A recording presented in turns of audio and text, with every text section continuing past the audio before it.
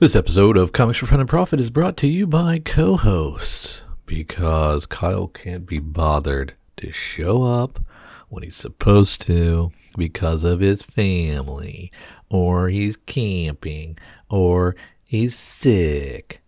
So therefore, we have to call on one of our mighty, mighty co-host friends to come and save the day, like the cavalry, stepping up in times of need to care for us and rescue us from darkness.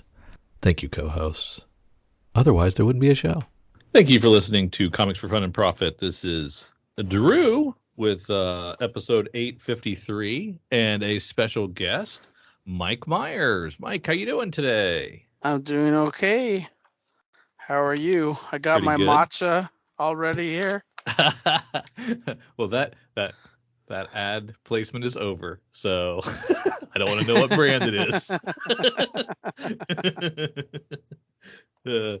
Well, Kyle's not here because he's trick-or-treating with the family, camping at Old Man's Cave in the Hocking Hills, and wandering around in his circus costumes, getting candy. That sounds scary. Camping during Halloween. Yeah, right. And it's cool. It's a Halloween episode. You are Mark Myers. You got a bunch of shit probably growing up with that name around Halloween. Yes. And I was just listening to Todd McFarlane got sued because he used a hockey player's name, Tony Twist, in his comic book for $5 million. Wow. I should have sued Halloween. No. Well, did it not predate you? Was it in the 60s or 70s? When was that? No, I was born before Halloween. Oh, okay. Well, then hell, you got a case, man. Halloween was the 70s. I was in the 60s, bro. You do predate it. Mm-hmm. So, where does Halloween rank for you as a holiday? It's up there. It's one you like. You enjoy it. Yeah, very much. What kind of do you have Halloween traditions in your family? Well, it's Barb and my anniversary when we started dating in high school, so. Oh, you do Halloween something is special? The day. That's kind of cool. Yeah. Your first date was on Halloween? Yeah. That's cool. That's cool. Were you going to a costume party? No, we did dress up though. I dressed up as Freddy Krueger and she was a mime. And then at night we went to go see Top Gun. Very cool. Very cool. One of the So we didn't see a Halloween movie. We saw Top Gun. Top Gun's that's high quality cinema right there. I'm trying to think back. The only thing I remember about Halloween as a kid is having the cheapest plastic costumes with two slit for eyes and the mask, and it would, you'd be walking around, you could barely see out of them. Nowadays, you'd man, sweat in them too. Oh, they were yeah. very sweaty. Now everybody's got, really good, cool costumes. But back, the ones I remember as a kid were just awful. Yeah, it was the vinyl thing you put on, and then the plastic mask. Yeah, whatever your plastic mask was. I know I was a couple of superheroes in there. I'm sure I was Spidey and Batman and Superman. Superman, yeah. Do you remember any of your kid costumes? Was it superhero related? Yeah, it was the same. Same Batman, stuff. Superman. That's all I can remember. I mean, there might have been some Universal monsters like the Mummy and Wolfman and Dracula. I bet you I did a Dracula or two too. I was looking around. But when I did Dracula, it wasn't the plastic mask. It was more by the fangs and the blood and the makeup. And the white makeup and do your own face and throw on a cape. That was true. Yeah, because I think I was like Winnie the Pooh when I was really little. Hopefully not as an adult. I don't think I can pull it off. Actually, maybe. Boy, my stomach is. I might be Well, able they to. did. How about do you like decorate your house? Do you guys do like spooky stuff around your No. house? Yeah, I don't do that either. I am not much for that. And when my kid was trick or treating, and so I would always give out candy. And now after she's graduated and moved out, I'm like a cheap ass. Turn the light out. I don't even hand out candy anymore. So I'm kind of like if there's a Scrooge equivalent of a candy guy on trick or treat. I don't do it. Yeah, we still do it, but we don't get that many. I mean, we're lucky if we get like 20 kids. Oh, really? Yeah. Yeah, it used to be crazy, and it would be like some kids like wouldn't even dress up. They just have a big bag and they just be walking around and I'd be like, what are you doing? You're not even trying. Yeah, those are the older kids usually. Yeah, just wanted the candy. Can't blame them there. Well, our good friends at ChatGPT helped us out and gave us the top 10 scary movies in honor of Halloween. Do you want to take a shot at guessing them? Halloween. That's the crazy thing. It's only number 4. Friday the 13th. Let's see. Did not make the list. Wow, that one's Right. scary too.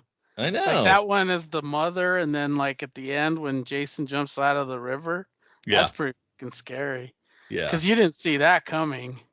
It's like all quiet. She's floating on the river in a canoe, and then he pops out of the water. I like the first 6 of these I agree with, and then the last 3 I don't agree with really. But I haven't seen some of them. So. Nightmare on Elm Street. Yeah, number 5. So Halloween, Nightmare on Elm Street, Friday the 13th didn't make it. Didn't make the cut. I would say Fright Night. That's one of my favorites, but that probably didn't make the cut. No. That's scary. A vampire moves next door. Salem's Lot. Nope. Hostel. No. Saw. None of the Saws made it. Dracula. No. High Tension.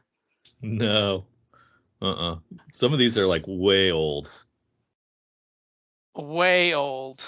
Yeah. Like before Halloween, a couple of them around the same time as Halloween. And scary? Yeah. I mean, yeah. The Exorcist. The Exorcist is number 2. That's scary.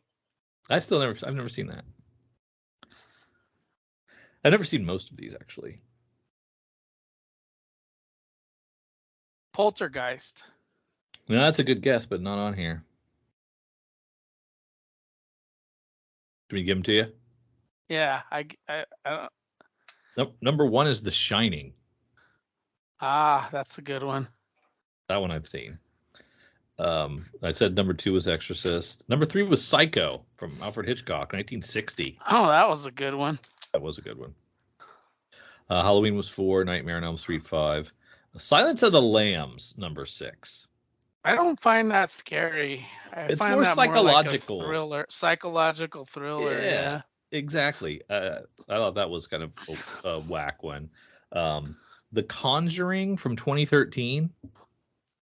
That's pretty scary. Yeah, never seen that. That's kind of based on a true story. It's kind of frightening. Get Out comes in at number 8. Ooh, that's a good one. That's a really good one. Modern one. Yeah. Was it scary though? I thought so. Yeah, it was really good. Hereditary from 2018, directed by That was Ari Aster. I've seen it. I Okay. don't remember it. And what about The Babadook from 2014, directed by Jennifer Kent? Babadook? Babadook, Babadook. I never seen it. Right. That's the only one on the list I haven't seen so far. Yeah. Yeah. There Maybe you I had go. to watch it.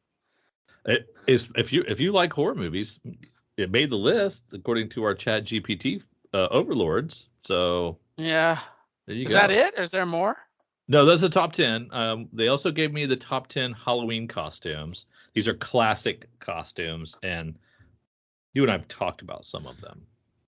Halloween, Captain Kirk. No. Batman? Superhero is on here at number 6. Dracula. Dracula is on here at number 2 for vampire. Wolfman. There Werewolf. there is no werewolf. Phantom of the Opera. No. Headless Horseman. No. Jason Voorhees. No, those are too sophisticated. The number one costume is a witch. You said vampire. Number 3 is zombie. Did you ever go as a zombie? No. I don't think I did Zombies either. weren't big. I mean, Yeah, when I was too a old. kid, zombies were more of the voodoo zombie, so. Yeah. Pirate was number 4. I think I was a pirate. Ghost. I don't think I ever did the bedsheet, Charlie Brown bedsheet ghost. Never did that. I might have. Superhero is one. Waldo is on here. That's fairly new. Fairly new, yeah. And a skeleton. That one's number 8. Classic. And also a clown. And who wants to do I don't know. Clowns always spook me. I always thought that was kind of trippy. Yeah, they scare my wife too. I don't get too scared with clowns. Even the Entity, that's a scary movie. I don't think I've seen that one either. That's about based on a true story too. Like they can't explain it, but it's like a poltergeist type thing where this woman like physically gets attacked by something, and they have like cameras that have watched her, and she like essentially gets raped by ghosts, and they can't explain it. Like, I don't know, it could be possession or something, I guess, but it was scary. I saw that by myself when I was young, and I was okay watching it. You know, it's like one of those late night HBO movies, and right. And then I saw this was based on a true story. Blah blah blah blah blah. This really happened. An attack on this date, and I'm like, wow.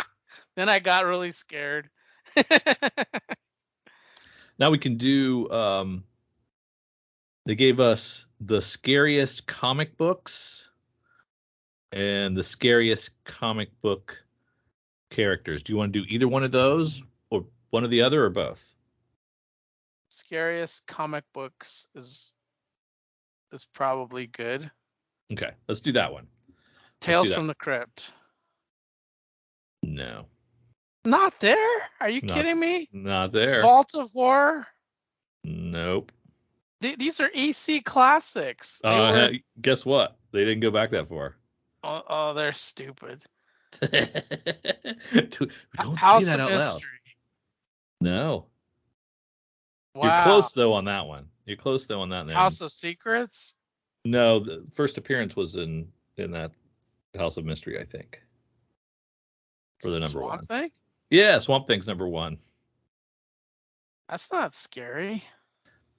He's a swamp monster. I don't know. Well, I guess in that book it was a little eerie, scary, but they said it's quite eerie.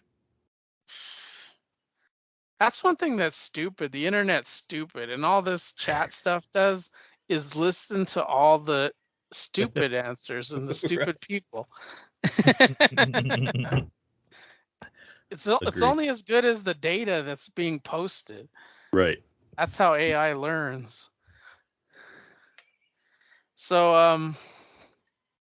I'll give them yeah, to you, that and you can. surprises me. Tales from the like those are Right. classic. They're None very of them. scary. None of them are on here. Number 2 is From Hell. Alan Moore exploring the That graph. Jack the Ripper. That's pretty Yeah. good. Uzumaki by Junji Ito. That's a manga. Oh, he does some scary stuff. I've done a couple of manga with him. Yep. They're One of like my shock horrors though. right. They're very violent horror things. One of my favorite comics of all time, Crossed by Garth Ennis, comes in at rank 4. That surprises me. I thought Walking Dead would be there, but not But Crossed. Walking Dead is number 5. So That's crazy. So that's Crossed isn't well known. That surprises me.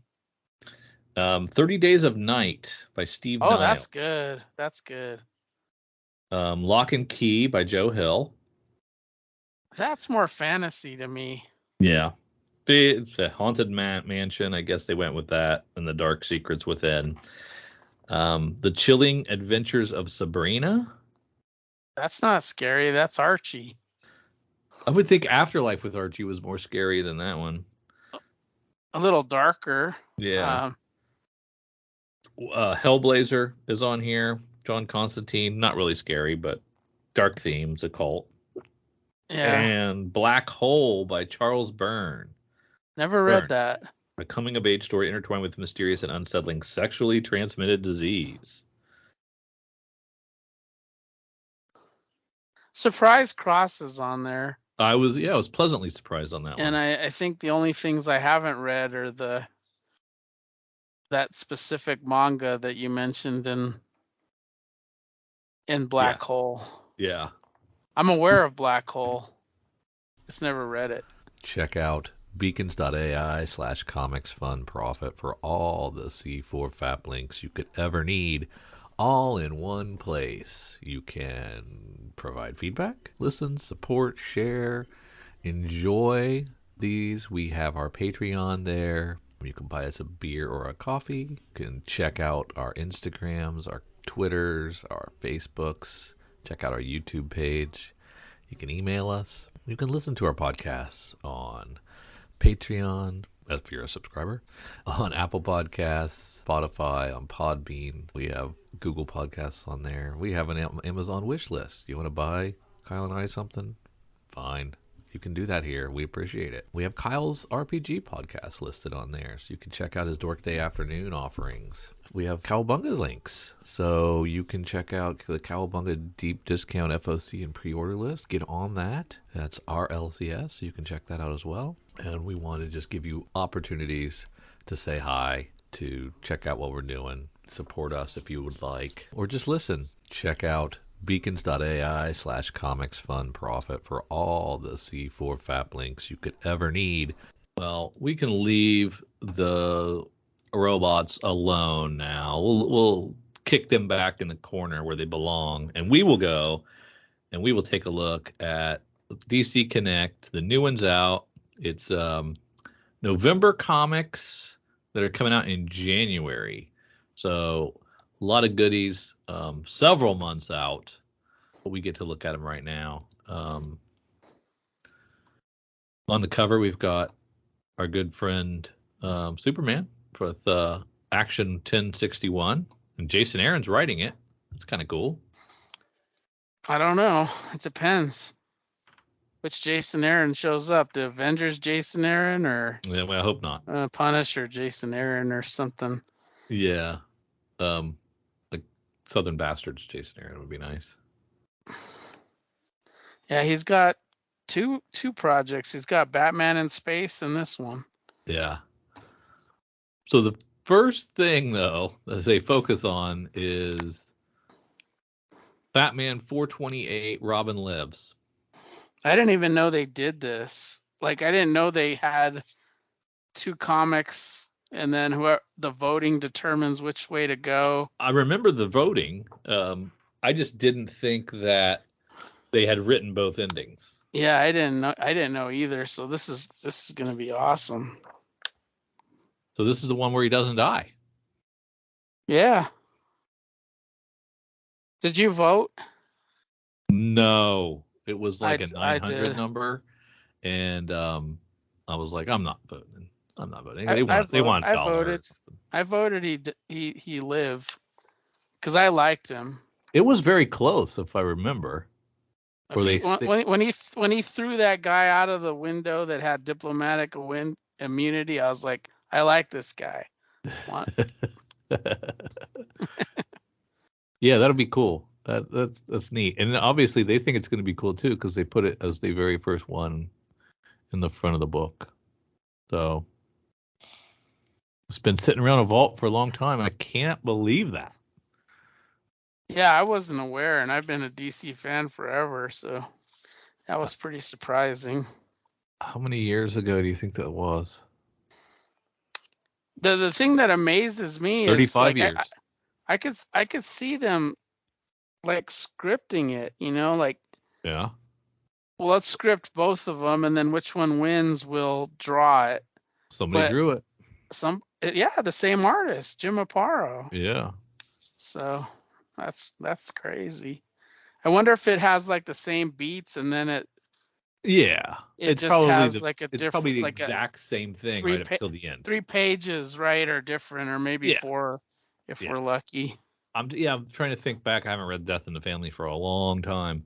But I'm trying to think, it doesn't really die until the end, right? Yeah. Yeah. So yeah, it's just probably those pages there that are different. So it'll be probably underwhelming and disappointing, but I want to read it anyway just to complete that in my head. And so I hope it's more than 2 pages at least. I hope it's not like 2 panels, Yeah, they just add a word balloon that says I'm okay. or he's breathing. Yeah. Oh. And that's it. That definitely might be it. Well, I know that Batman does carry the body out, so maybe he carries the body out and he's alive. I don't know. Are you going to revisit it before it comes out? Yeah, I probably will. Read it before you read the old one before you read the new one. Yeah, it'd be nice to refresh my memory. I haven't read it since it actually came out.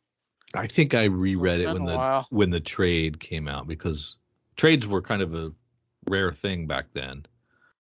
And so when they collected it as a trade, I was like, "Ooh, that's kind of cool." Yeah, I might have read it twice, if that. But yeah, I haven't read it in the 30 years since then, for sure. So Action Comics 1061, Jason Aaron takes over. You're not sure you're excited about this or not. I'm not, because I like Philip Kennedy Johnson, so I'm like,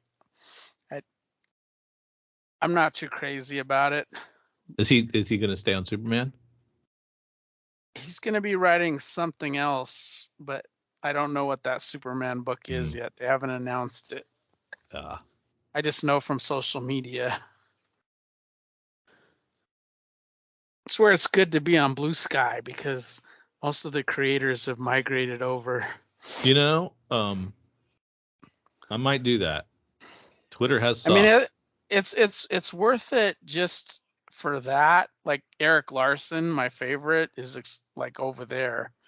So it's like that's where I want to be, just to see his posts. And then it's good to like reserve my name so nobody else steals it. Oh, that's true. That's true. Yeah. So you're the only Mike Myers over there?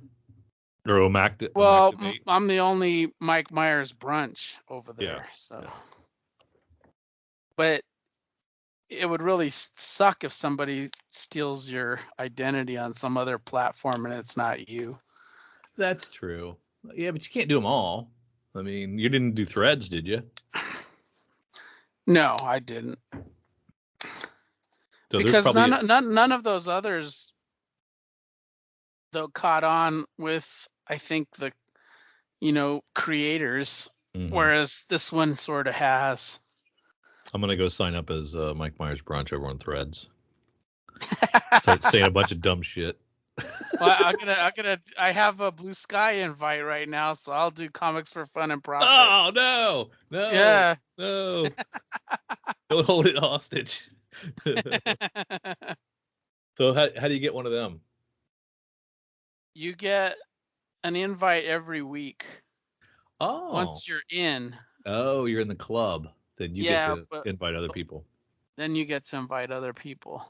Interesting. Yeah, I noticed that the algorithm is sharing my stuff less and less with like mutual people. It's and then he's strange. gonna. I don't know if it started already, but he's gonna start charging new users for posting. Like if you already have an account, you'll be able to still post and do your thing. But if you're a new user, or if you had a new podcast and you wanted to put a new account out there, you'd have to pay to post and reply to threads and retweet. So isn't it crazy that he's taken a company he paid $44 billion for, and it's now worth like $8 and dropping? Yeah. He just keeps making one bad decision after the other. After another, yeah. My God. How did this guy ever become rich? Rich, yeah. Like, what are you doing?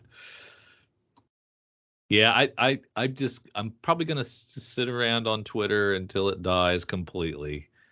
Just because there's so many comic creators on there still, Yeah. But I know some have migrated, but I didn't. Some are dual posting, but some have like totally migrated. And like Eric Larson's one of them. I mean, he's still on Facebook, but Tinian was gone for a while, but he seems to have come back. He's gone, and there's a couple of them that are over there that are exclusive. Yeah. Yeah. We've got the Trinity Special #1 by Tom King. This is a DC breakout character, it says. Yeah, that she's appearing in Wonder Woman, I think. Yeah, I've only read the first issue of Tom King's Wonder Woman, so it was good. Yeah, I liked it. I kind of changed Sarge Steel to be an asshole, but I guess that's okay. Sarge Steel is a Charlton character. He's been around for a while. Interesting. He's been in Checkmate. Titans Beast World is a Tom Taylor book. And this first issue isn't out yet, is it? I don't think so. And from what I can tell, it doesn't cross over with Titans, which is interesting. Titans is still its own story going forward with the Brother Eternity. Yeah. And Tempest stuff, and then this Beast World is like its own mini event outside of the main book, which is very unusual. Yeah, not to tie in and cross over, that seems weird. So tons of Titans Beast World and of Titans Beast World Tour, Star City, and then there's the regular Titans you were mentioning. The fourth issue of Justice League versus Godzilla versus Kong. That one I think is out this week. I think it was out 2 weeks ago. Oh, was it? Yeah. I haven't read it yet. I haven't read it either. I think it's going to be pretty good, though. I have confidence in it. Yeah, it's such plus it's going to be one of those things that you got to buy, or it's not going to exist, after it's done, because they'll lose the license to Godzilla and Kong properties, and then it'll go to whoever, but they won't be able to. It's like the Micronauts thing all over again. I see Although what you're they saying. are coming back and doing the Micronauts at Marvel, but the probability is lower that you'll get reprints and stuff. Yeah, so once they lose the license to any of these, Godzilla or Kong, then that Yeah, they means they can't do it can't print it again. as a trade, right? Yeah. Gotcha. Batman 141. I've enjoyed the Gotham War that's been going on. That's been fun. Yeah, it's interesting for sure. I think Batman's losing his mind though.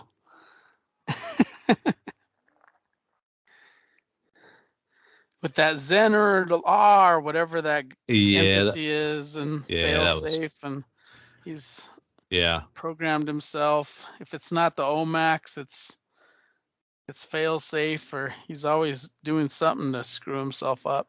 Yeah, exactly. Yeah. When you don't trust anybody, including yourself, I guess that's what happens. Batman Offworld #3. That's a Jason Aaron book. I don't Yeah, know that. that's the Batman in space that I was talking about. Yeah, that's right. And Batman and Robin #5. I enjoyed that first issue. I haven't read the second one yet. Batman and Robin gets an annual. Detective Comics 1081. Rom V doesn't get pulled off of this. You were just talking about Philip Kennedy Johnson. You've enjoyed on Action and Superman. Gets yanked. We've had Rom V on Detective for like a year. That's not that long though. Well, it feels like everybody else a gets year is rotated not in. long. Well, It feels Philip like Kennedy Johnson's been around a while. Like he was around. He was doing all the War World stuff for like 2 years before they relaunched it in the new Dawn of DC. So he has at least 3 years under his belt. Rom V is probably hitting the year marker now. You know, he's getting close. I would think so, at least. Feels like he's been on there for longer than that. I like New Blood on Detective because it can be anything.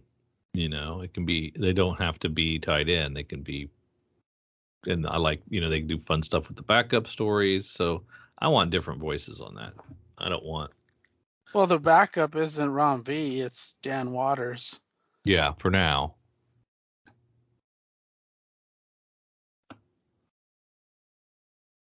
Brave and the Bold. Haven't been reading that. I've liked his run, not as much as the previous, which was I think Marjorie Bennett, or it was one of those Marjorie women. Liu, maybe. Yeah, I was one of them, but I Yeah, liked her a lot more. I liked it a lot more. The Ram one V. with the tower and everything. Yeah, it was good. Yeah, that was really good. Not reading Brave and the Bold. I am reading Nightwing. I've enjoyed it. I think it's still good. And Catwoman's in the event still. Yeah, so this will be maybe the first one coming out of that. No, it's. I think it's already out. It's I a very short event. I think this is the last couple of weeks of the event. I think the event's over. No. Yes. Look at this. There's no tie-in to Well, yeah, but the Bat-Cat War on this. It says Selena's latest heist targets a nuclear reactor. I don't think it's officially over yet for us. We haven't got the last issues yet. Oh, not for us, but I think in the solicit. Oh, for sure it's gone, yeah.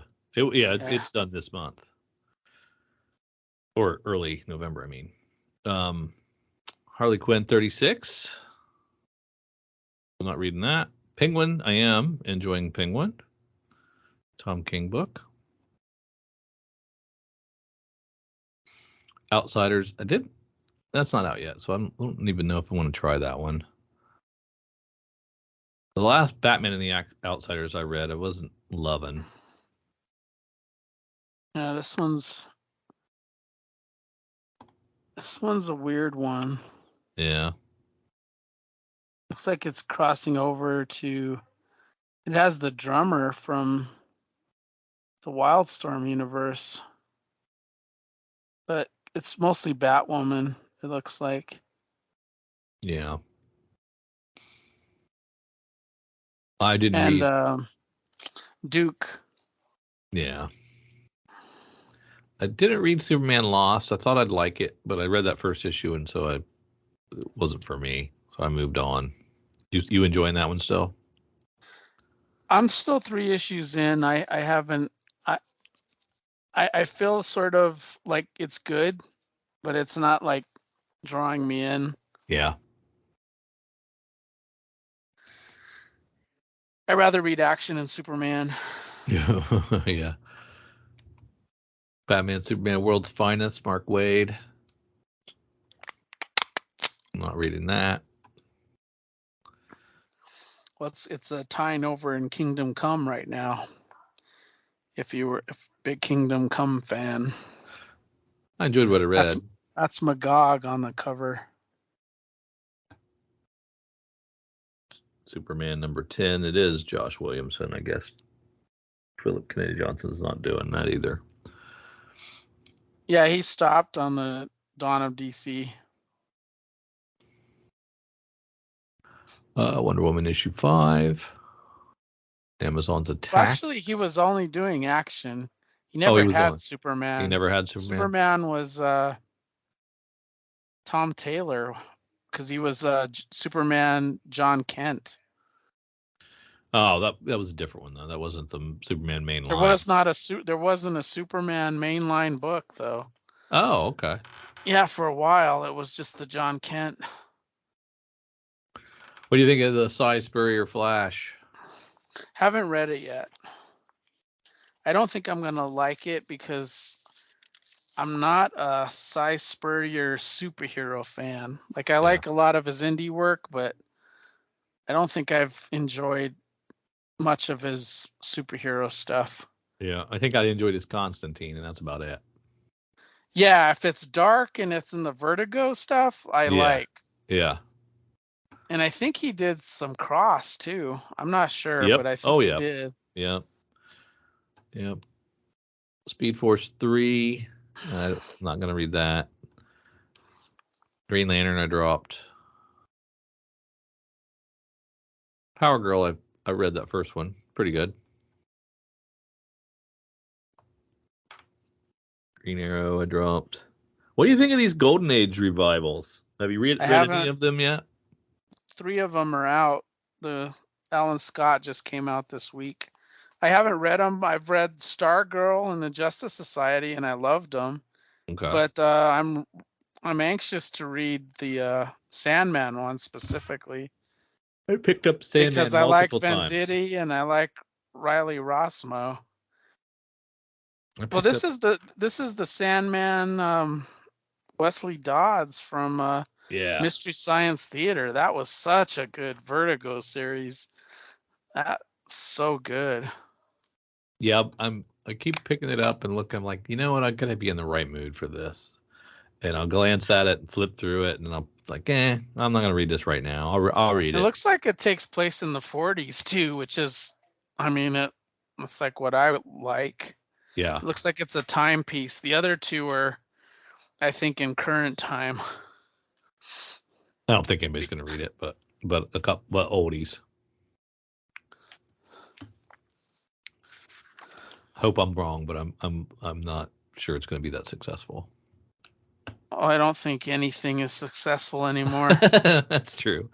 We've got DC Power 24. What is that? I think that's just a continuation of DC Power that was in 2023, featuring black characters and black writers and artists. But instead of the Milestone universe, they're playing with a lot of the main characters in the DCU. How to Lose a Guy Gardner in 10 days. That's a good, clever little pun. The $10 quarterly one shot. all the covers from Joker Harley Quinn. They keep doing these all uncovered Yeah, books, so they must do that's well. the only DCs that I don't buy. Yeah. Yeah, I'm like, I don't want to get covers. a book that's not a story. It's just art. I guess that's for folks that like don't want to chase all the variants, but love but wish they could. And then this comes out and they're like, okay, now I get all the covers that I couldn't afford when it came out. yeah, I see the appeal. It's just not for me. Yeah.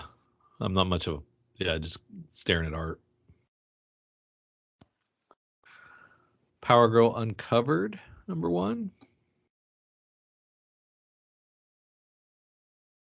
Birds of Prey Uncovered. A lot of covers. A lot of covers. There must be money in the first couple they released, though. Yeah. Because why would you do any more? Yeah, and so many. Here we go. We were just talking about this. Cy Spurrier doing John Constantine, Hellblazer, Dead in America. Yeah, and Aaron Campbell. Well, he's a good artist. I'll be all over this one. I don't have many pages from artists, but I do have some Aaron Campbell pages. Oh, you're an original art guy, huh? No, I'm not an original art guy, but I have some original pages from Garth Ennis's Shadow. Oh, wow. Cool. Yeah, and Aaron Campbell was drawing it. I like his art. It's very dark. He's a really good artist. These interiors are pretty cool. So is it going to be black and white, you think, or they just haven't colored it yet? I think they haven't colored it yet. I think we would see like a BW on it or something. That's pretty good. Now this Unplugged, I think, is going to be in black and white. Well, it even says black and white and unlettered. That's the Mark Silvestri series that just wrapped up. Well, you like Mark Silvestri. Do you like him enough to rebuy this book? No, I have the book. Yeah. Like I said, I'm not one to just go and get art, you know? Yeah. And if I do get art, it's more of a commission, which I can ask for. I want this, you know? Right. Yeah. But even then, I don't do. There was a time where I would do that a lot, and then once it got to hundreds of dollars, I was like, no, I'm not in this game anymore. Yeah, when it was 40 to $60, I was in like I would do like 10 a year. But once it started to get like to 200, 300, I was like, I can't do this. And I'm lucky to get a Andrew Peepoy. It will be my only one that I get. Is he over 100 now? Yeah. But I get mine through those Kickstarters that he does, so. Oh, okay, that's cool. Those commissions. He still owes me one. Well, no, I bought a commission at Heroes, and he drew it, but after I left. So he said he would send that along with my Kickstarter one whenever that one comes out. So I'm still waiting. Tell him you'd rather just have it on its own. Just ship it by itself. It's factored into the cost. We have Sandman Universe and Nightmare Country, Glass House.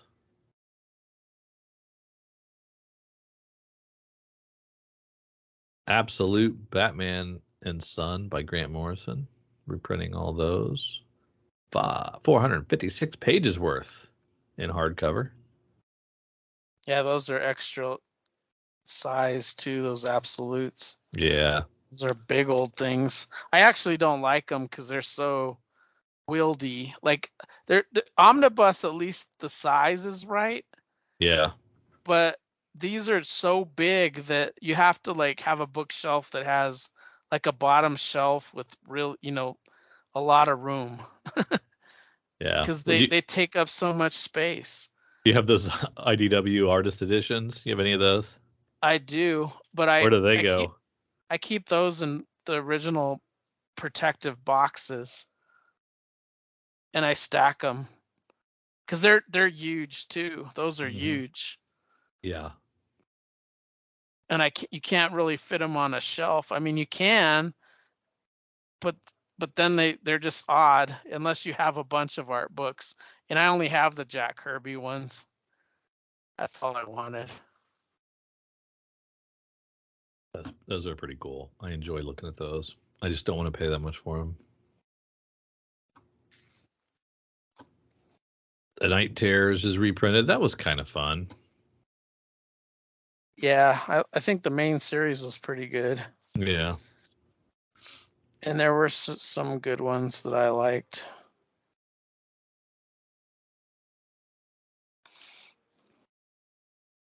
It ended. It seemed abruptly though. Like Yeah. Yeah, I agree. it seemed like they had put a lot more story in the early issues, and then it just ended. Like it just, I don't know. It seemed like it ended too fast. I, I'm talking about the main series. Right. The other ones I could see them just being 2 issues and done, but to me the main series seemed to not to finish abruptly. Yeah. Did not stick the landing as well as it could have, I'm sure. I'm gonna breeze through some of these collected editions. If there's any that you want to highlight, feel free. I'm just glancing down. Not really, because I don't think I'm getting anything except for.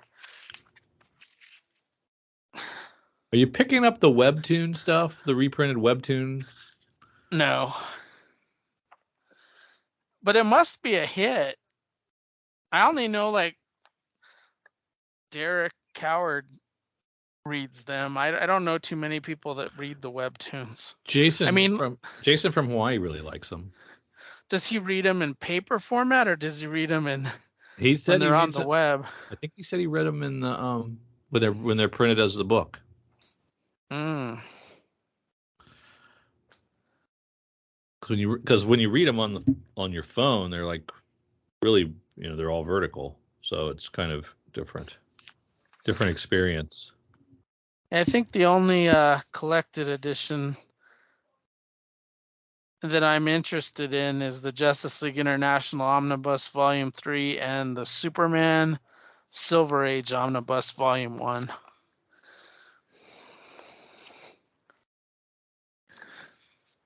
Justice League International, so much fun.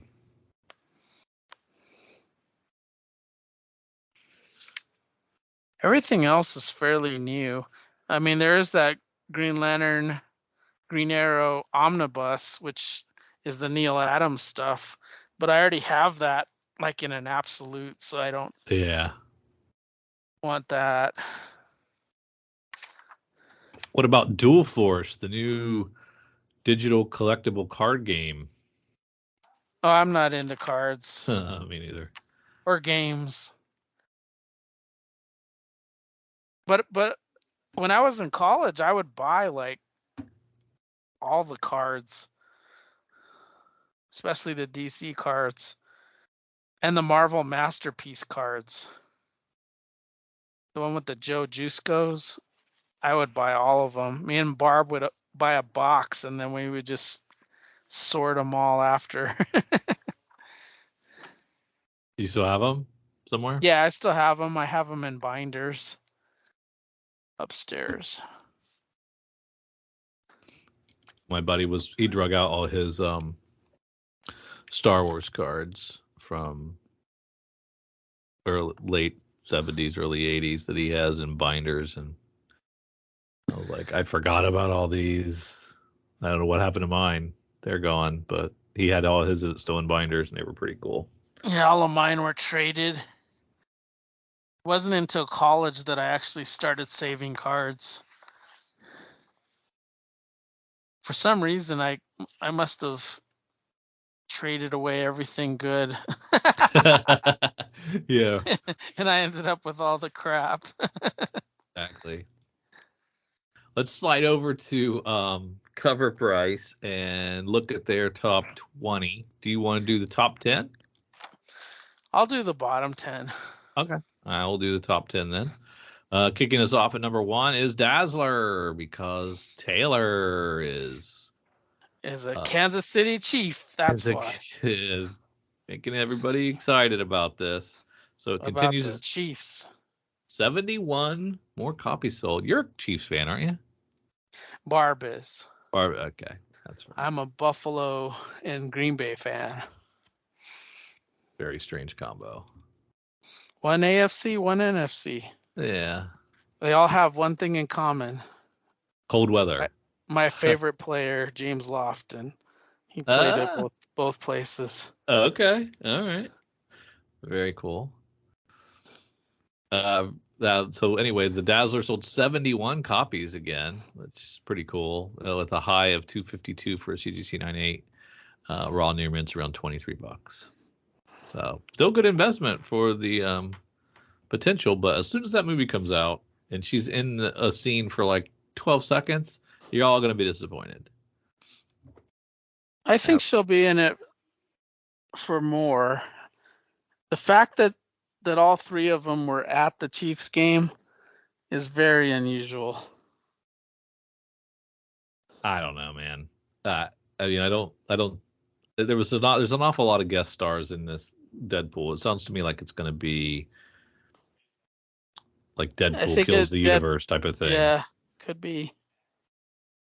At rank 2, we have Predator versus Wolverine. This sold limited to 3,000 print run. This is the Tyler Kirkham Blood Blast, and it sold 54 more copies. It had a high sale of $25 for raw. Duke number 1, the Ash Can. We're still doing NYCC bull crap that you can only get at that convention. 17 copies of this thing sold. High sale of $95 for a raw. At rank 4, we have American Psycho, the Randall Bruder business card, 1 in 10. Continues to sell. 34 more copies sold. High sale of $71 for a raw. Ranger Stranger, the Tyler Jensen regular cover. One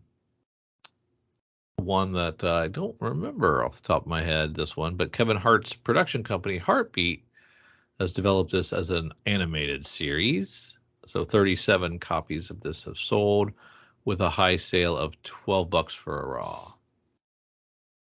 Not a huge hit. I remember this came out, but I didn't buy it. No, I recognize the cover, but I don't think I ended up reading it. It's probably the only Scout book I didn't buy that month. Rank 6, the Omega Men number 3, first Lobo, of course. Another 39 copies of this moved. $390 for a CGC 98. Raw's around $78. Rest in peace, Keith Giffen. Yes.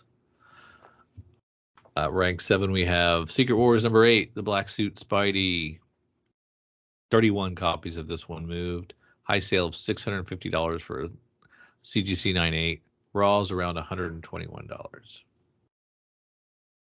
At rank 8, we have Bloodstrike number 1. This is the first book to ever use thermal reactive ink. So if you rub parts of the cover, you reveal the red ink splatters. However, that's not why the book is hot. Rob Liefeld debuted a concept trailer on what a possible Bloodstrike film could look like. The video received tons of positive feedback, and this led to excitement and 30 copies selling with a high sale of $40 for a CGC 9.6, and current raws around $3, which is probably less than cover. So that's weird. CGC 9.6 probably because people were rubbing it too much, I'm guessing. At rank 9, we have Gargoyles #1, the newsstand version. 14 copies of this sold with a high sale of $391 for a CGC 9.8. Raw's around $70. And at rank 10, we have Wolverine 36.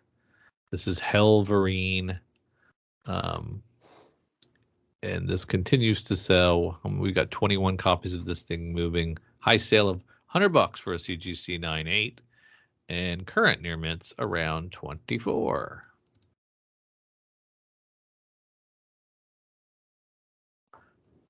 You can take over with 11 there.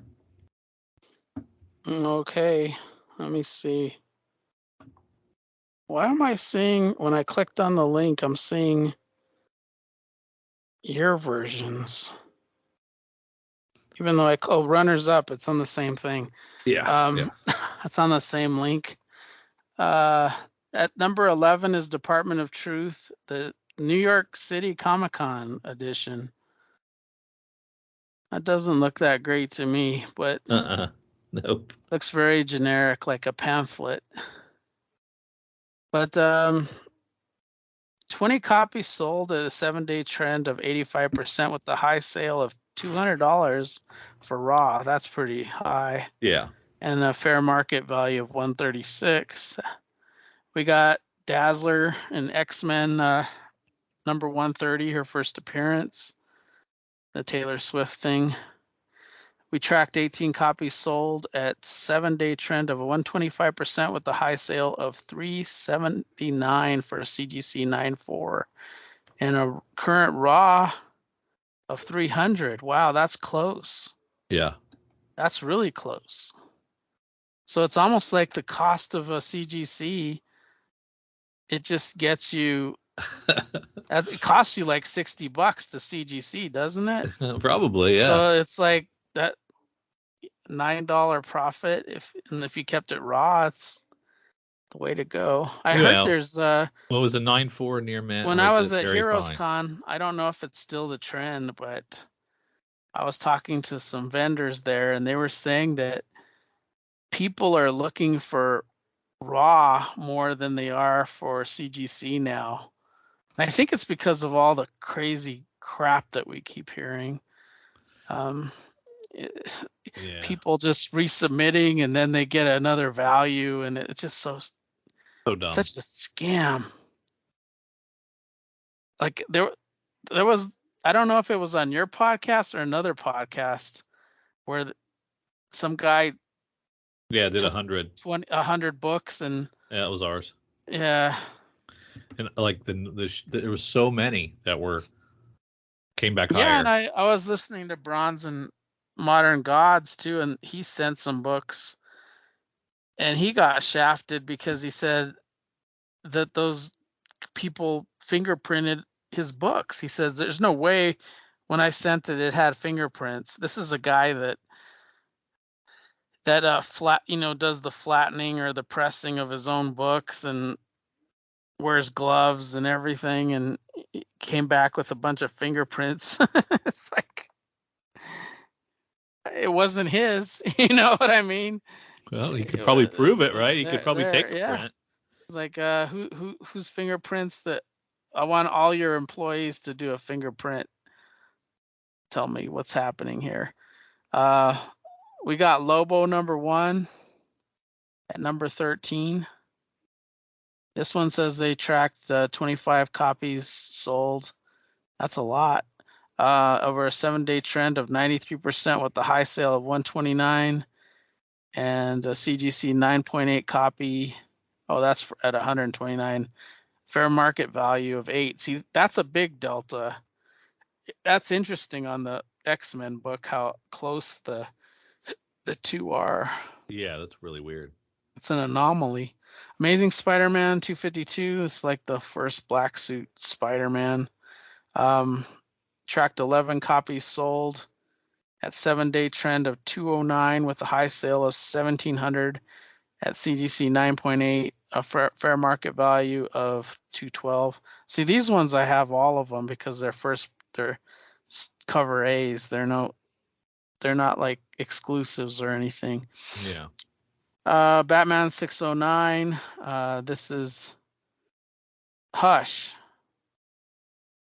and it looks like he might be a potential player.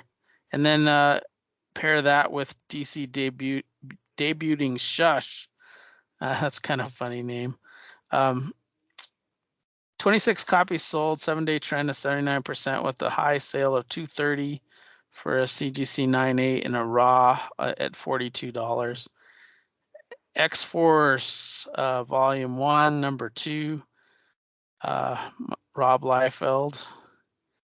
And this one tracks 17 copies sold, 7-day trend of 131% with a high sale of $500 for a CGC 9.8 and a near mint fair market value of $9. The second appearance of Deadpool. What else is this? First appearance of Weapon X, Garrison Keene. Yeah. And then we got another one of your favorites from New York Comic Con. Spawn Universe Sampler 2023 signed.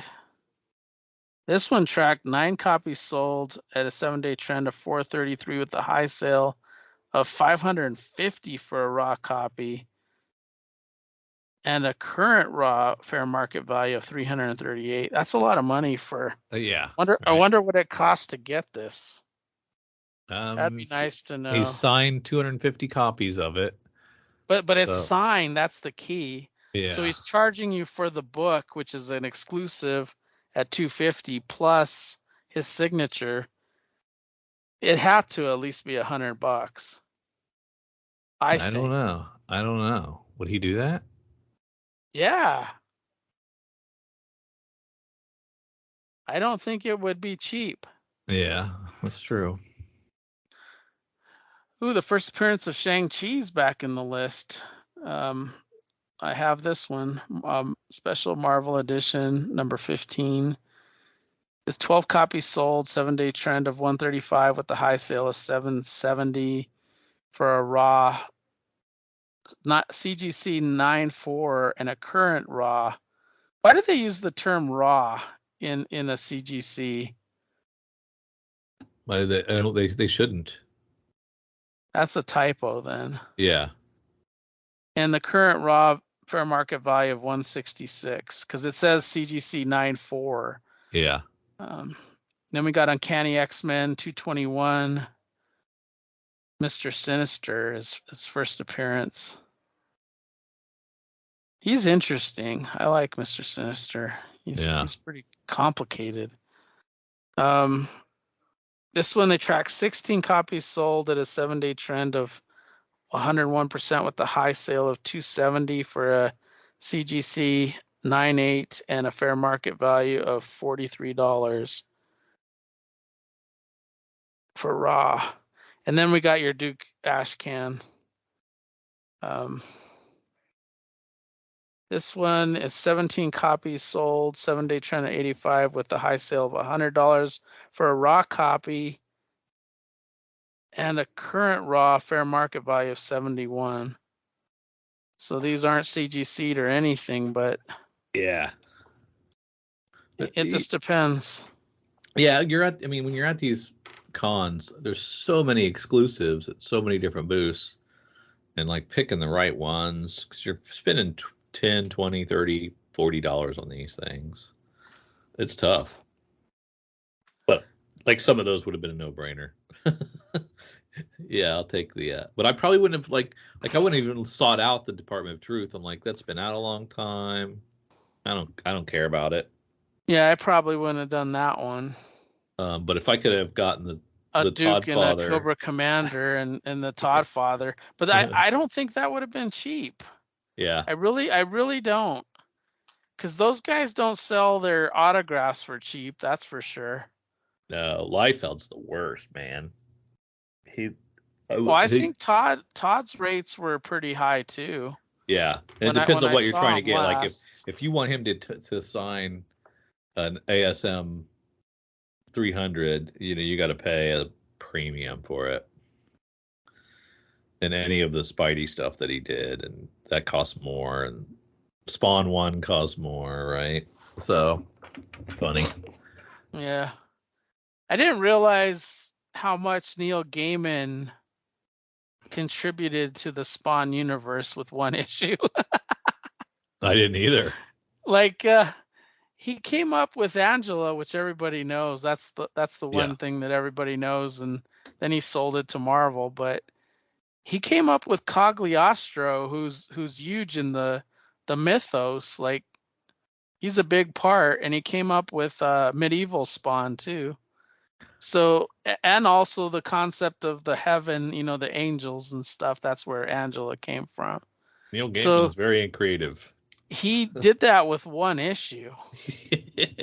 And that's where all the suit came out of, and it involved Miracle Man and a whole bunch of stuff, because Todd had acquired Eclipse rights, and then he got Neil Gaiman to sign something, but he never got a contract over to Neil, which Neil always wanted, because he was already collecting money on Sandman. You know what I mean? Like he wanted a contract, so anytime he did any kind of reprints of Angela or Medieval Spawn or anything, he would get a share, but he never would give him a contract like to sign.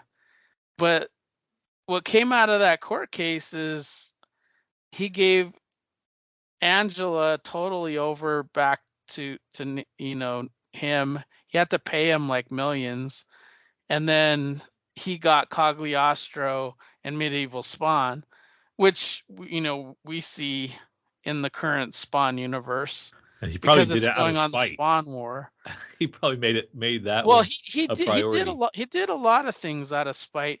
Matter of fact, the court cases that are documented in I forget what it's called. It's like the Universe versus Todd McFarlane or something like that. That book documents all the court, the hockey players suing him. He's been sued a lot. Yeah. And he went into bankruptcy, like his companies did. And he could have lost, like if he didn't pay back certain things, he could have lost his characters, but he didn't. But it's really weird. How did he go into bankruptcy with McFarlane Toys, man? That thing was just printing money.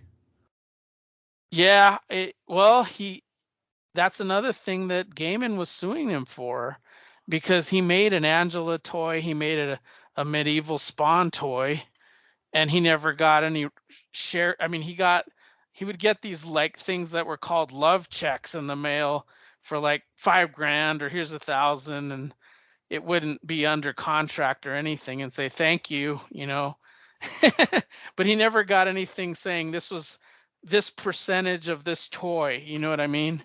Right. So he thought he was getting shafted. You think he was? Probably was, right?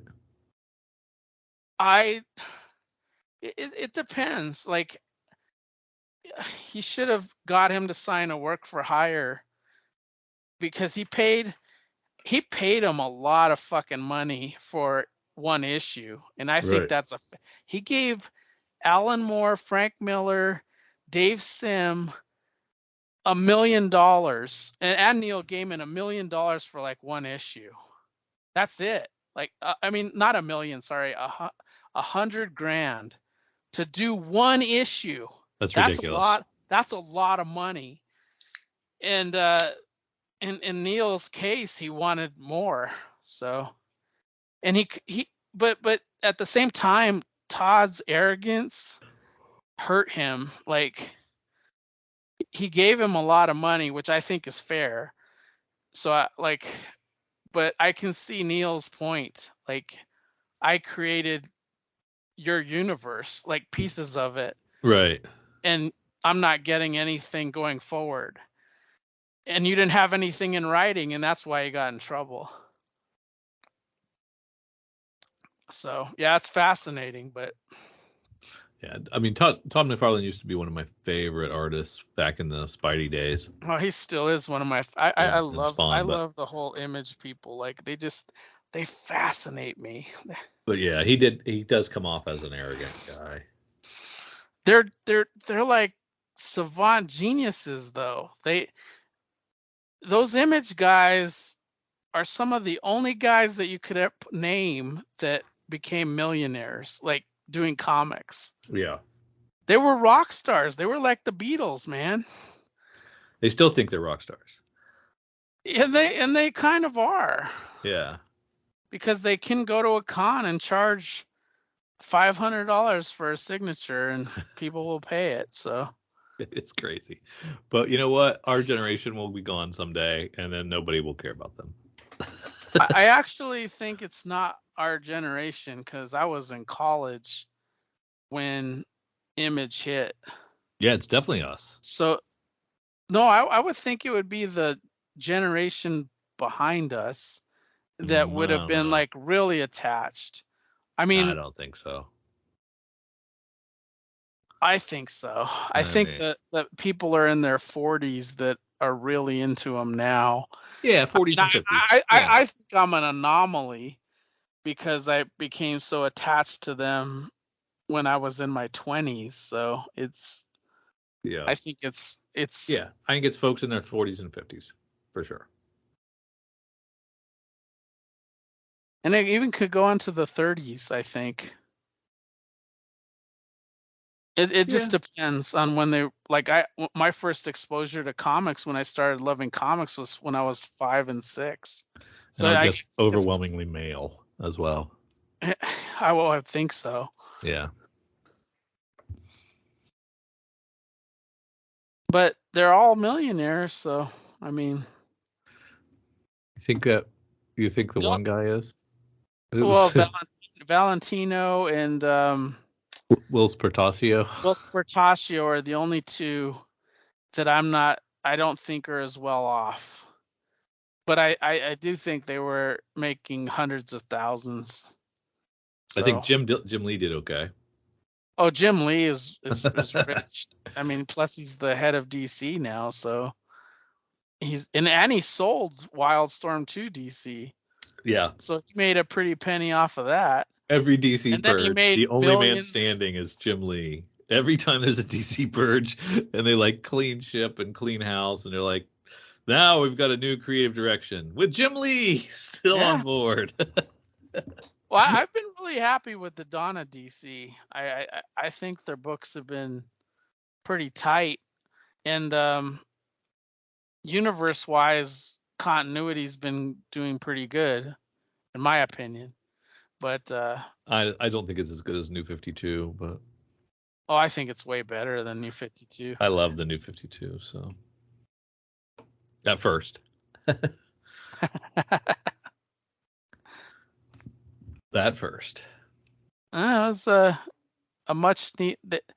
They changed the industry because they were hurting. The whole industry was hurting at the time. That's what the industry needs now is a shot in the arm. It's hurting bad. Like I'm just listening to a lot of podcasts with stores, and there's been podcasts in Buffalo, New York that were Eisner winners, and they're shutting their doors. So there's a lot of craziness, and I actually think it's the cost. Oh yeah. And I think speculators are leaving in droves. Like it was hot during the COVID, and people were making money selling comics, and now it's going back to where it was, and the spec is down.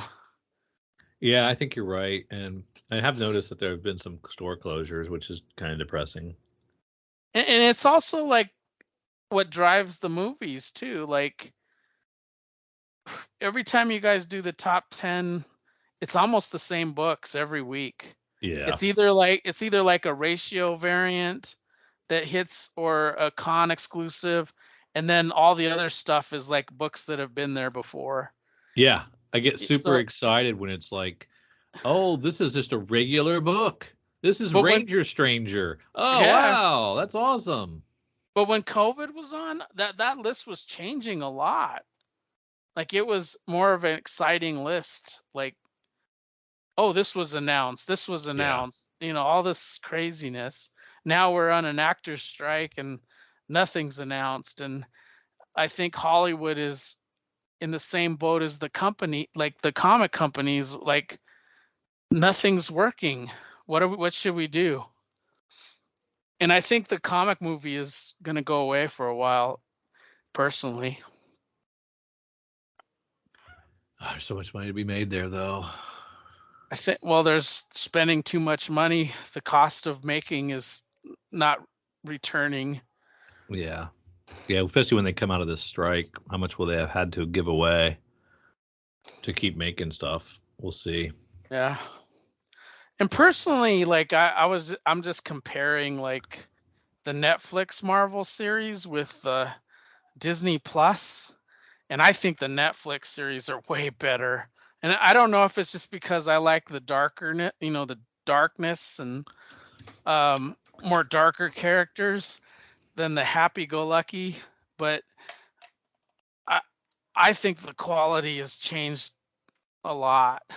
The only problem with the Netflix are they would do way too much filler. They're like, we need to get 13 episodes out of this, and there's really not 13 episodes worth of story or whatever. And I don't feel that way, but I guess I wasn't binging them like you. So I mean, I've been binging them now. Like I just finished Daredevil season 3, and I thought it was amazing. And I thought every episode had purpose.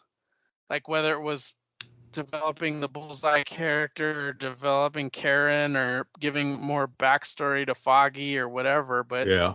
I thought there was a lot of purpose to it. And I think people hated that led to the Iron climax. Fist. So you liked Iron Fist too? Yeah. Yeah. I thought it was really good. And I love Jessica Jones. That was good too. That was my favorite as well. I think overall though, Daredevil is just, I don't know, I think the actors that they have for Daredevil are just spot on. And I could be biased. Like when they put your favorite character in something, you could be biased. You'd think so, but I didn't really love Moon Knight. I didn't either. I wanted to so bad.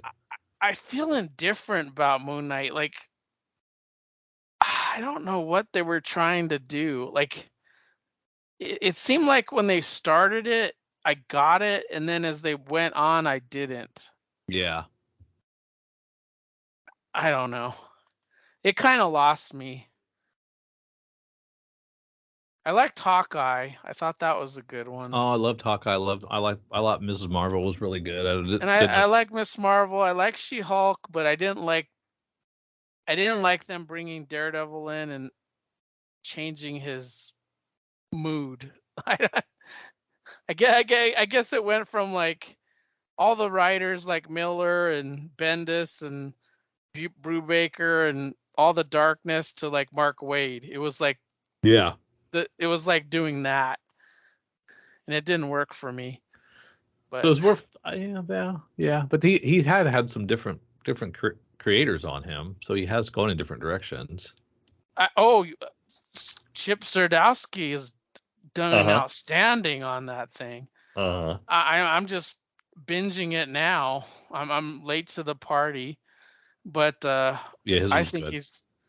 think he's fantastic. I'm about to enter his second volume. I don't know why they broke it up and had the same creative team, but yeah. And then changed volumes other than the Elektra thing, but I guess that's a plot point to renumber. We're going to shoot to the CBSI Hot 10 list. Take a quick look at these guys. Dracula, number 1, The Retailer Thank You from James Tinian, comes in at number 1. This was a free promo giveaway to retailers based on the success of the Wolverine 37, who did the same thing.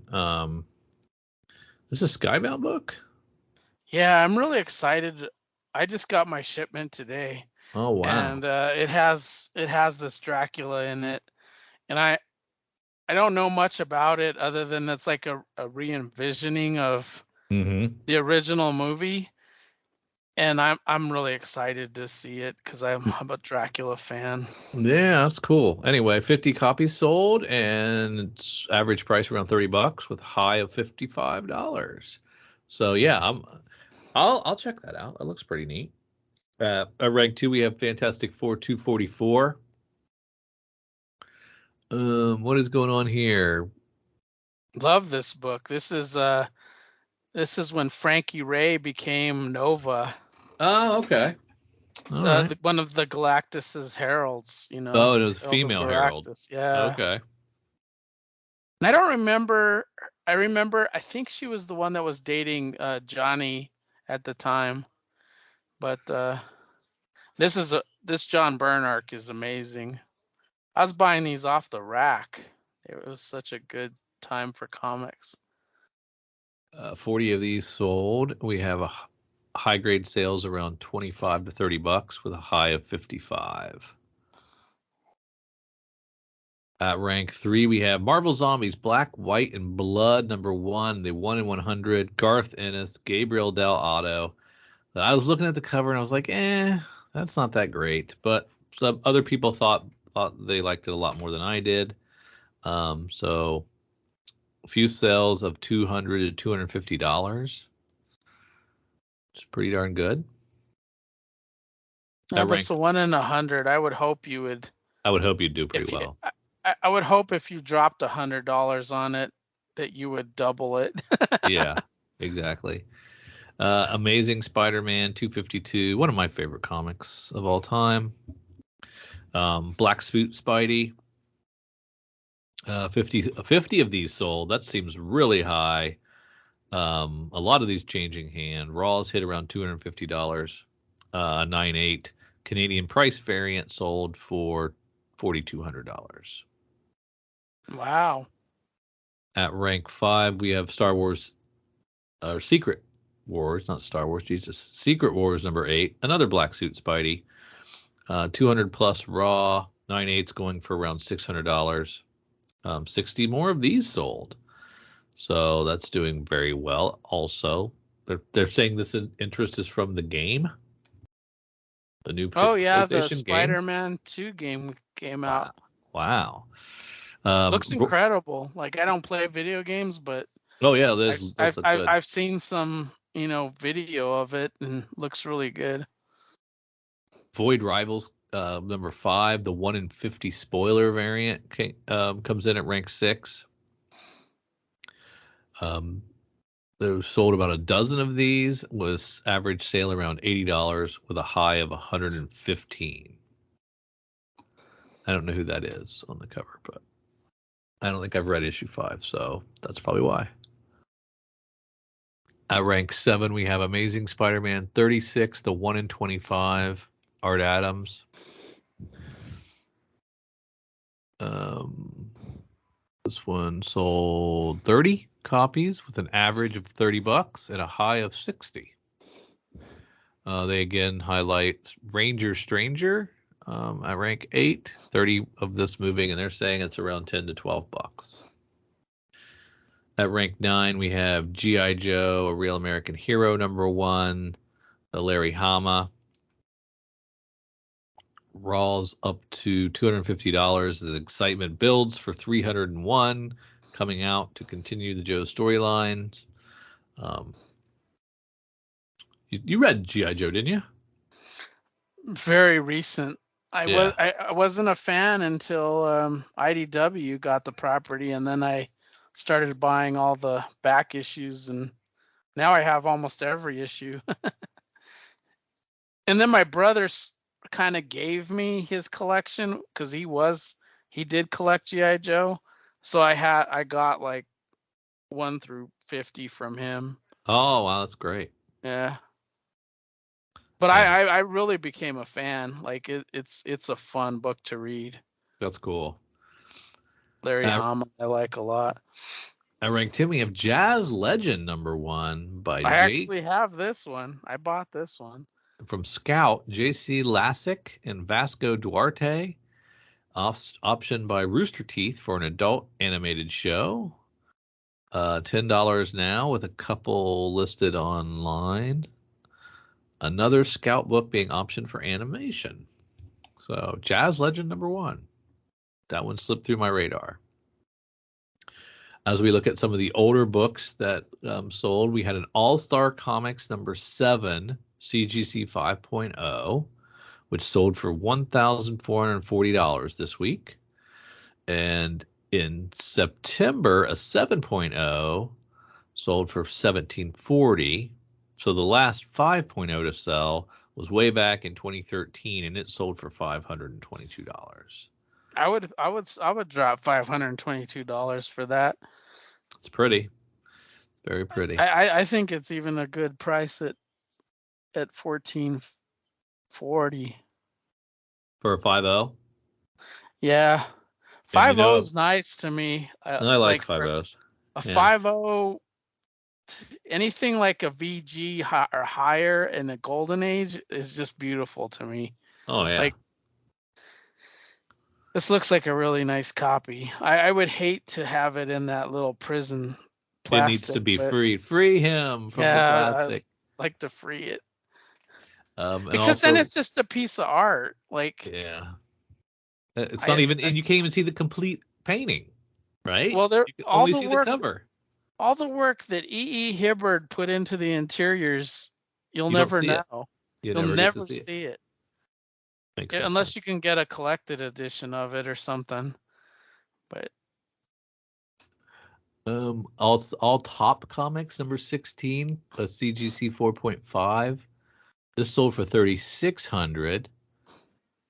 Doesn't come up very often, but a 4.0 sold for $3,000 last October, and a 5.5 sold for $3,360 back in May of 21. So this is Matt Baker. Well, I'm into Jungle Girls too, and Matt Baker is amazing. He's great. He is great. He's the Phantom Lady guy. I mean, he draws beautiful women. Yeah. All right, let's go take a look at the new stuff coming out. We'll start with Lunar, and we'll go with DC's offerings for 10/31, the stuff that's coming out on 10/31. And it looks like we've got a Jason Momoa cover for Aquaman. Might be a popular cover. So people can get that signed at their next con. This is his last go around as Aquaman, right? We think, since he's trying to become Lobo. Yeah, should be. There's Batman, Catwoman, Gotham War, Scorched Earth. So that'll finish that up this week, I think. I think that might be the final issue. Cover B is really cool. I like it because it's like Batman driving and Catwoman's in the back seat. Yeah, he's like screaming at her or something to stop backseat driving me. That's like me and my wife. My wife is such a backseat driver. She hates my driving. Oh yeah, my wife. I'm more of a laid back driver. Like I just drive, right? Yeah.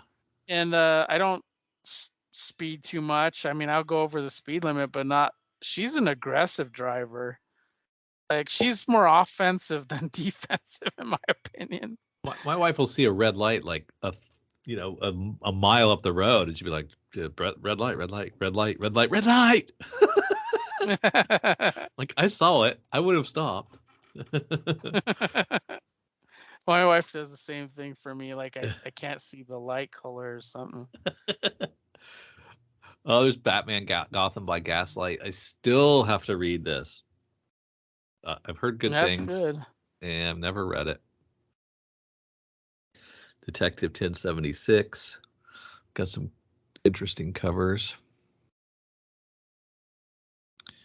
Faceless. I'm looking forward to this Faceless one. Yeah. Family, because it's Matt Lewinsky. I like his stuff a lot. It's good to see Oni doing something again. You don't see a lot of output from them. His art is crazy. Like, it's got a lot of curves. The anatomy looks really weird. But if you're into his art, it's really cool. Yeah. To look at. Return of Superman, the 30th anniversary special one shot. Celebrate. Is that back in the day, 90s? I really like these die cuts. I'm not Yeah. into like variants, but I love how it has like all the symbols of, who took over for Superman. That is cool. Super I might pick Sons. them up at Yeah. the, yeah. I didn't order them. I didn't pre-order them, but if my comic shop has these and has all four, I might get them. Yeah. If you didn't pre-order them, you might not. He way over orders though. I really wish I could help him. Like, don't do this. You're gonna hurt yourself. Trust me. Yeah, he's the one that almost sold out, right? He was gonna quit. Yeah. He's he does the math and he makes back, like, he has some crazy customers that pay for those 1 in 100s. Yeah. The thing with me that drives me crazy though is then he has 100 issues he just puts in a box and puts in storage. Like he doesn't even like say, I'll pull them out of the box in 1 year and liquidate them at $1 each. So Yeah. I don't get it, but You need to buy that store from him. no, I would never go into the comic business. Yeah, it'd be something to do when you're retired. For fun, but not to make money. Not to exactly. Like, But you know what you could do? You could get rid of all your storage units and have your collection on display right there. Well, that's what I want to do. Like, I would, if I could start selling, like, Ed, can I borrow these shelves and sell my stuff? And I'll work here for, like pennies on the dollar. That'd be the way to do it. Yeah. Oh, these Supergirl covers are great. Yeah, that's Will-Jack. I was thinking it was Art Germ, but that's Will-Jack. Yeah, I've heard his name. I heard you mention him a couple times.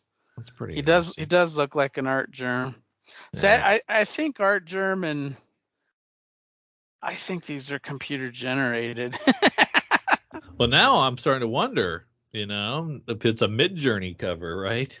Yeah. If we take a look at the other lunar offerings for the next day, for Wednesday on the 1st of November, we have some great Blood Commandment covers that's The Last of Us. Oh, Fright Night. Yeah, there you go. And there's a Lost Boys. Lost Boys. The first one I'm not sure. Is that Halloween?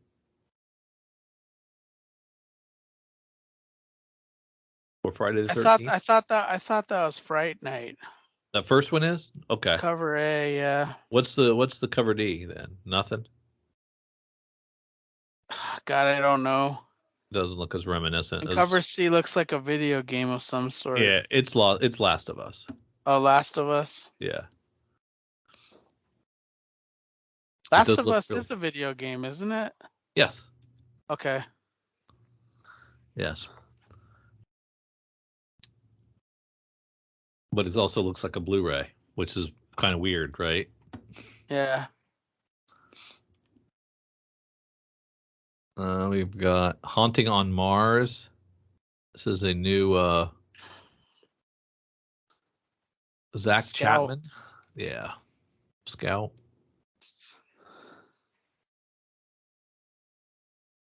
I used to buy all the Scout, and now I'm being a little more selective.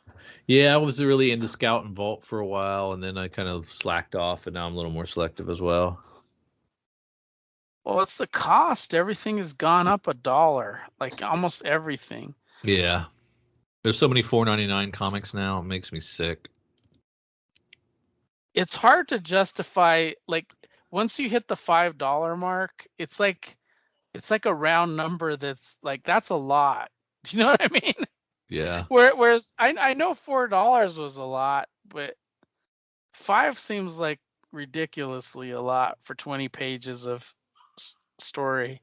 Yeah, I thought 4 was too high, so I'm really bummed about 5. And I see where we're going because you see magazine. You ever go to Barnes and Nobles and look at their frickin' magazine racks, and these magazines are like $10 and $12 now. Yeah, Who's buying these? that I don't know. It's got to be somebody though. Yeah. But I think with Barnes and Noble's magazines though, there's still some kind of like They're returnable. send it back. Yeah, they're definitely returnable. The Nasty hits number 4. Ribbon Queen, man, I've loved this. This has been great. It also does some homages.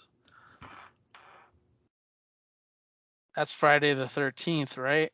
I think so, yeah. On cover C. All the others I don't know. Yeah. This is Sacrificers. The first Transformers. Well, a second printing of the first Transformers, and they're doing 5 covers. Wow, that Louis LaRosa looks amazing. Yeah. And these are second prints. These are all second prints. Yeah, 5 second print variants. Which is I'm glad of. I'm not like a huge Transformer fan because You'd want them all, yeah. I would probably get cover 1, 2, and 3. Right. Yeah. And it was a really good issue. I really enjoyed it, and I'm not even a Transformers fan, really. Yeah, I'm reading it this weekend because we're covering it on Geek Brunch. Oh, cool. Only 4 hours of this time. Unnatural Order. It's amazing we go that long because it doesn't seem that long. As a listener too, it flies by. Yeah, because we start talking about stupid shit, and it just our tangents. Like I think they interest us, so it makes our time go by fast. Yeah, I mean, I feel like I'm like just the quiet guy that's hanging out with you guys. I don't get to interject anything, but I sometimes talk to myself when I have a point to make. Yeah, we're now covering Faust, so it's interesting. It's very interesting to break that down. Unnatural Order looks kind of interesting. Yeah, I ordered this, but it got canceled, so I don't know if it if I got it on reorder or. Okay. I don't know what happened. The covers look really great. They got some Tulu Lute covers too. I sure do like her. Yeah, she's good. She's just a great person too. Like, you want to talk to somebody cool, talk to Tulu Lute. Very cool. We're going to slide over to previews now and look at what they're offering on Wednesday the 1st from Boom. What do you think of the Dave Finch Walking Dead covers? I like them. Let me look at it again. No, I mean, he's just done every cover A since it restarted with the coloring. Oh, yeah. It's fine.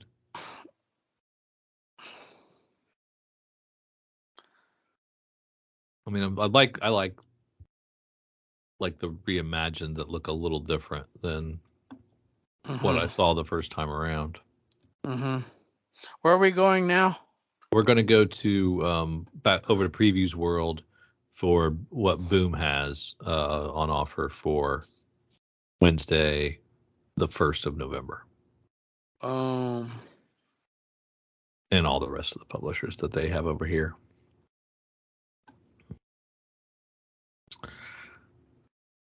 We got Ranger Academy hitting its 2nd issue. And The Space Between, which is a Karina Becto and Danny Luckert book. And Karina was just on with Jason this week and talked about this book. I don't know if I ordered that or not, because Boom is one that has increased their cover prices. Yeah, sure have. Some of our Marvel offerings, we have Avengers 7 with a Moon Knight Night's End variant cover to tease me and tempt me. Yeah, that's Moon Knight month. That's terrible. Yeah. Yeah, they've been putting him on everything, which I would have. I don't know if I'd like that though. Like I personally don't like to have an Avengers book with a non-Avenger on the cover. Like, Well, I Moon don't Knight know. was It's an just like adventure. he was, but he's not in the book Well, yeah, now. that's true. See what I'm saying? Right. But he was. I'm not a fan of them putting a character that is not in the book on the cover. Yeah.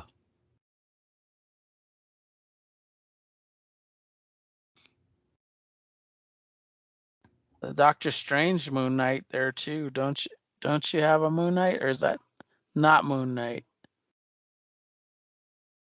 Which one? It says Knight's End variant. Doctor Strange number 9. Got another Moon Knight. I missed it. I don't even see that one. Huh. Oh, Night's End. There it is. Yep, Yeah. there he is. Yep. That one looks interesting because it looks like I'm not zoomed in, but it looks like the costume has like it sits natural on him. like it looks like it's got a fabric look to it. Mm-hmm. We relaunching Spider-Boy already? Wasn't it already out? Yes. I don't know if it's come out yet, but this is a local comic shop day variant. There's like local comic shop day variants coming out for White Widow, and that's confusing. Well, Marvel is weird. I don't understand their previews at all anymore. And I don't know if I know you order from Cowabunga and I'm DCBS, but it seems like they advance solicit so much. Like, yeah, it's way and then too. I got like 2-3 issues a month on something, and it's so damn confusing. Like, did I already order this, or like why is it in this month's previews when it was in last month's order? And I don't like that. Why does that just affect Marvel and like everything in Diamond and DC's fine? It's a Penguin Random House driven thing. No, but why do they have to go fuck it up? I mean, everybody has an FOC, not just Marvel. Why do they have to go do that kind of crap? I don't understand. I don't get it either. It's never been like that. Like I don't understand their need to do it. I'm pretty sure I would guess it's Penguin Random House driving that. Like, if you want to do this FOC thing, we're gonna have to run it out a little further.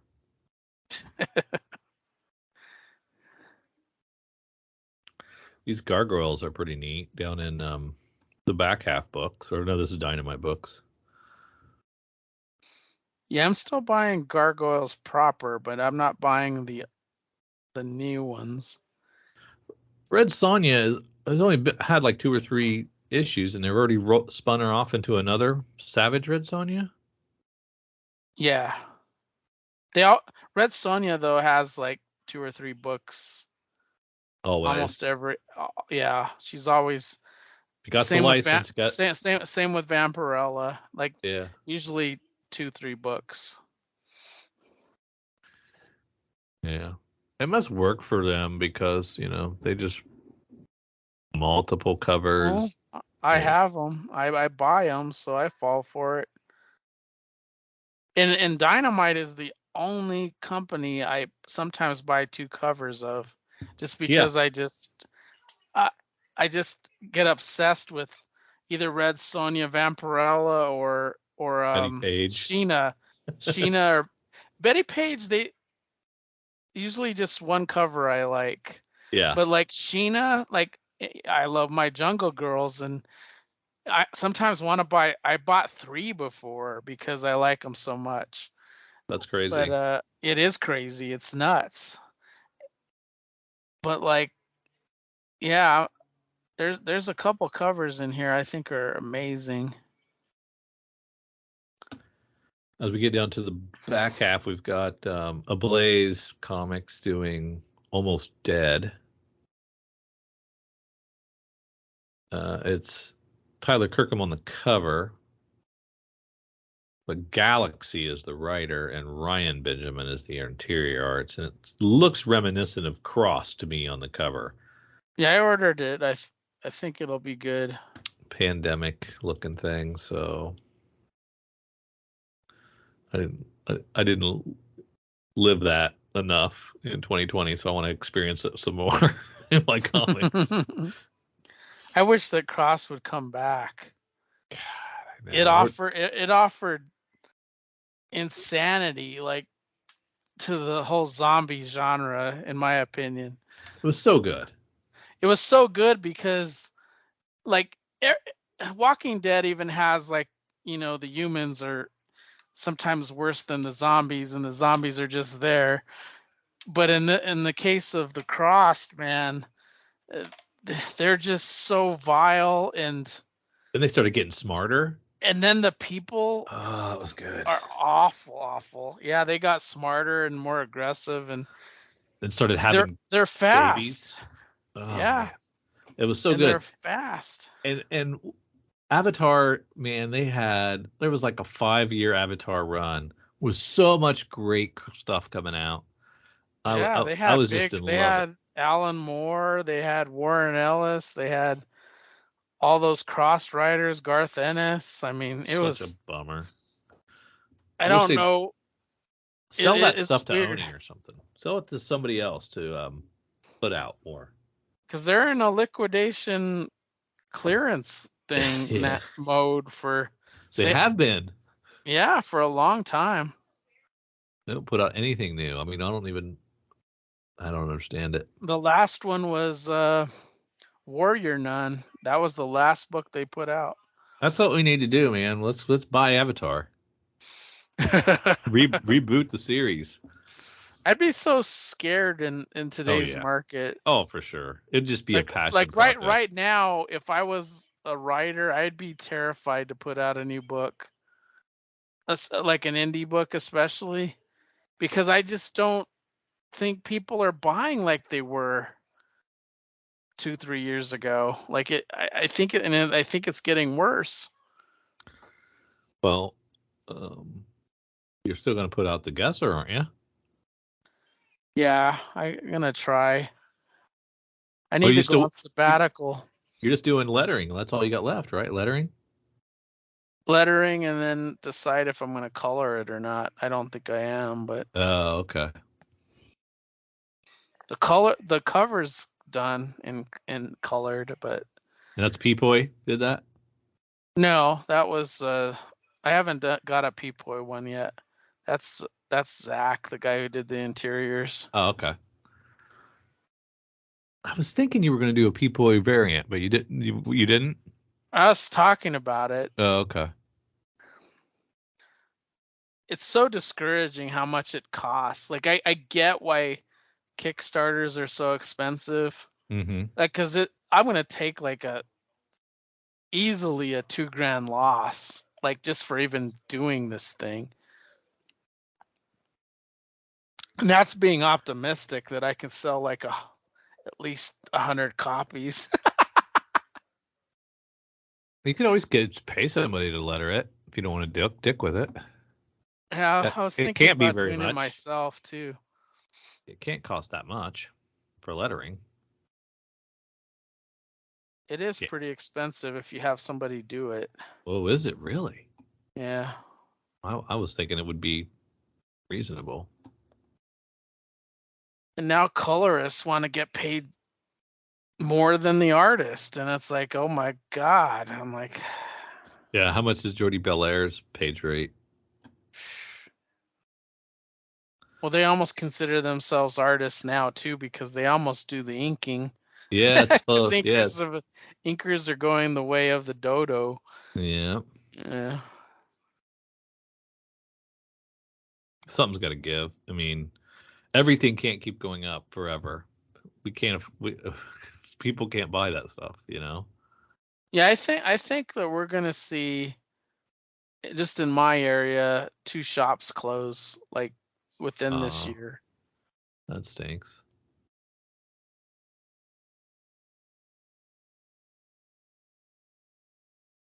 There's Canary by Scott Snyder and Dan Panosian. That's good. I've read it. Is this the one that was on Substack already, or No, this was the Comixology? Comixology thing. It it's crazy. It's a western where radiation has caused uranium has caused certain people in certain towns, because it's like leaking into the water and stuff like that, No, to okay. lose their minds and Very do cool. like stupid, violent, crazy things, and they were normal people before. And then it involves this guy, like this kind of reporter guy, and this pulp. It's kind of like a Billy the Kid kind of guy who became a sheriff, like Wyatt Earp or something. Oh, uh, cool. Character that took down one of these crazy people and is now trying to figure out what's happening. It's really good, and the art is amazing. The story's great. It hasn't finished yet though, so I'm curious if the new volume is. I mean, number 6 is coming out soon, because this On is now in Comixology. print. Yeah. I Okay. haven't read the finale, but I've read all of them up to date. Oh, very cool. Yeah, I'm looking forward to that one. Red 5 has Dying Days number 1. Ooh. When the aging starts, people are aging at a rapid rate. Can the cause and solution be found before it's too late? That stuff's That like sounds like a interesting premise though. it does, We're yeah. getting older fast. I sure feel it.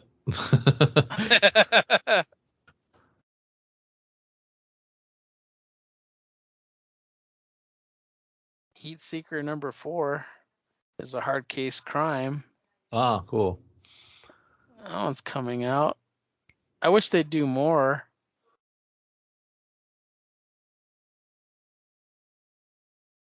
Yeah, they The were doing a covers lot for there for Heat a while, and then Seeker they, aren't as pulpy as yeah.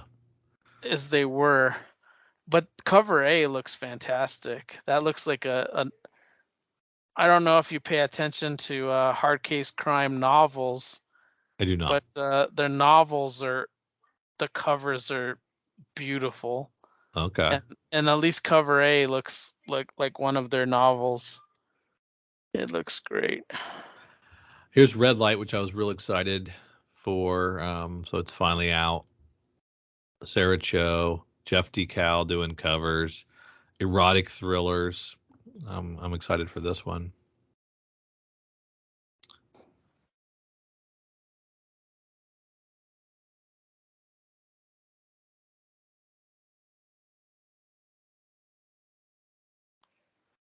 So we're seeing duplicates here of books that we Yes. already talked about. Yeah, Okay. they're also distributed by Lunar, but Diamond's also distributing them, so it's not exclusive. So they're not allowed to have them in here either. So yeah, there's a little overlap. And these PS art books, to pre-order them sucks, because you never know when they're coming out, but it looks like they're coming out with 2 volumes back to back. Number Yeah. 7 and 8 of Blackhawk. They're so expensive. I was into these, and I still want to get them, but I hit a certain value, in my order, and I always end up cutting them because they're $32. Yeah. And the discount on PS Art book is 30% or less, usually 25 or like 26 or something. I can't remember what it is. It's not half. Yeah, and then you never know when it's going to come out. But I love these things. They're just not done well like DC or would do. They're because they're almost like Xerox copies of Oh. books that they were able to piece together, you know. Oh wow. Yeah. Those red light covers look really cool. I like them. Yeah, they look really good. I like that cover A. That's sexy. Well, since you're the guest, sir, you can take the first stab at selecting your pick of the week. My pick of the week. Yes. I'm just going to scroll really quick through these. You can do that. You can take as much time as you like. I'll edit it out. I say that and then I'll forget. You won't. You won't edit it out. You're like I me. You're too much like me. I will. You're like, I don't like want to to say waste that. my time doing that. I always tell Kyle, I'll fix that in post. Don't worry about it. And I never do. This is tough because I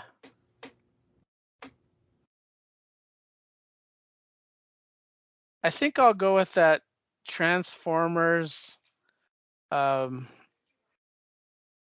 second print cover C. Okay. It is pretty. The Louis LaRosa. Yeah. It's really pretty. I can't blame you. He's an incredible artist. He was a Valiant guy, and now he's a bad idea guy. But Tons of bad, stuff. that company's really weird now. They've kind of gone away from their limited LCSs to a Kickstarter thing. They continue to make bad ideas. Yeah, bad ideas over and over again. I don't understand them. I don't even want to read their stuff anymore. I did for a while, but now I don't. I'm gonna go with Canary, the Scott Snyder Dan Panosian. I know it's on Comixology, so Bloom's off the rose, but I think it's a quality book, so that's the one I'm picking. There's so many if good it's ones like to choose the from. other one with Tula Latae and Snyder, Barnstormers or whatever. Yeah, that was a good one too. That one had a fairly good sail through. Yeah. Hey, Mike, where can people find more of you if they would like to listen to some more Mike Myers stuff? At geekbrunchpodcast.com. You can listen to Geek Brunch, Mike M's Weekly Reads, and Geek Brunch Retro. And also at dcnoisepodcast.com. You can find me doing DC Spotlight there. Fantastic. And you can find me on Twitter at Mike Myers Brunch and Blue Sky at Mike Myers Brunch. Blue Sky. All right, man. I appreciate you coming in. And for those of you listening, as Kyle likes to say, see ya. See ya. Our LCS is Cowabunga Comics out of Oconomowoc, Wisconsin, and their mail order company, Deep Discount Comics. And we went there, and we were actually invoice number 00001. We were the very first their very first customer, which was kind of cool. They've been nothing short of fantastic, customer service wise. Discounts, they were very close, if not the same or better than DCBS on a lot of things. Over and above, customer service wise, always taking care of us, going the extra mile. So responsive, getting instantaneous responses back to questions about things, and to the point where knowing the stuff you like and anticipating your needs and having it suggested that you might want to add this to your order already before you even have to think about it. That's kind of cool.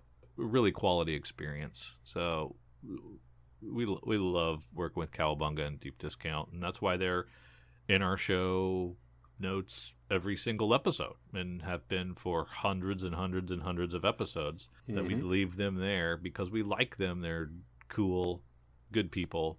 That's why they're in there. By God, they'd tell you to, if you've got a local comic book shop that you love, stay with them, because everybody needs to support their local comic shops. But if you're looking, check them out. You can check them out in the show notes. There's plenty of ways to get a hold of them. Either get on their list, just so you can check and see what kind of FOC and pre-order stuff they have and the discounts, and they'll send it to you each month, get you on that email list.